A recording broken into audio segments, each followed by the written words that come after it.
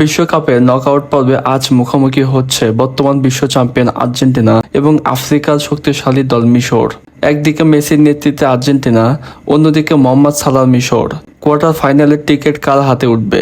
চলুন দেখে নেওয়া যাক ম্যাচের সব গুরুত্বপূর্ণ তথ্য। প্রথমেই আসা যাক হেড টু হেড রেজাল্টে। আন্তর্জাতিক ফুটবলে আর্জেন্টিনা ও মিশর খুব কম বারই মুখোমুখি হয়েছে। দুই দলের মধ্যে অফিসিয়ালি মাত্র একটি সিনিয়র আন্তর্জাতিক ম্যাচ হয়েছে। সেটি ছিল 2008 সালের একটি প্রীতি ম্যাচ, যেখানে আর্জেন্টিনা 2-0 গোলের জয় পেয়েছিল। অতএব পরিসংখ্যান বলছে এই দুই দলের মধ্যে মাত্র একটি ম্যাচ অনুষ্ঠিত হয়েছে, আর সেটিতেই জয় পেয়েছে আর্জেন্টিনা। আর বিশ্বকাপে এটাই হবে দুই দলের প্রথম মুখোমুখি লড়াই। এই ম্যাচে আর্জেন্টিনার সবচেয়ে বড় ভরসা অবশ্যই লিওনেল মেসি। চলতি বিশ্বকাপে তিনি দুর্দান্ত ছন্দে আছেন এবং গুরুত্বপূর্ণ মুহূর্তে দলের হয়ে পার্থক্য গড়ে দিয়েছেন। মেসির পাশাপাশি আর্জেন্টিনার স্কোয়াডে থাকতে পারেন লাউতারো মার্টিনেজ অথবা Julian Alvarez, Enzo Fernandez, Mac Allister.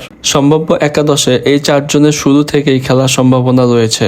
Argentina শেষ ম্যাচে কেপ ভার্দেকে অতিরিক্ত সময়ে হারিয়ে রাউন্ড অফ 16-এ উঠেছেন। জয় পেলেও দলটি ছিল খুবই ক্লান্ত এবং রক্ষণে কয়েকটি দুর্বলতা দেখা গিয়েছে। অন্যদিকে মিশরও অস্ট্রেলিয়াকে টাইব্রেকারে হারিয়ে ইতিহাস করেছে।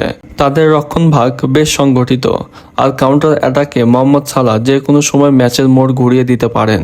তবে সামগ্রিকভাবে স্কোয়াডের গভীরতা ও বড় ম্যাচের অভিজ্ঞতা এবং আক্রমণ ভাগের মান বিবেচনায় আর্জেন্টিনা কিছুটা এগিয়ে রয়েছে। সম্প্রতি পারফরমেন্স অনুযায়ী আর্জেন্টিনাই ফেভারিট। তবে নকআউট ম্যাচে একটি ভুল, একটি কাউন্টার অ্যাটাক কিংবা একটি সেট পিচ পুরো ম্যাচ বদলে দিতে পারে। আর্জেন্টিনা যদি নিজেদের স্বাভাবিক ফুটবল খেলতে পারে তাহলে তাদের জয়ের সম্ভাবনা বেশি।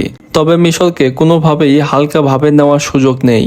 আপনাদের মতে কে জিতবে এই ম্যাচে, আর্জেন্টিনা নাকি মিশর? কমেন্টস করে জানাতে কিন্তু ভুলবেন না। ভিডিও ভালো লাগলে লাইক, শেয়ার এবং কমেন্টস করুন। দেখা হচ্ছে পরে কোনো ভিডিওতে। ধন্যবাদ।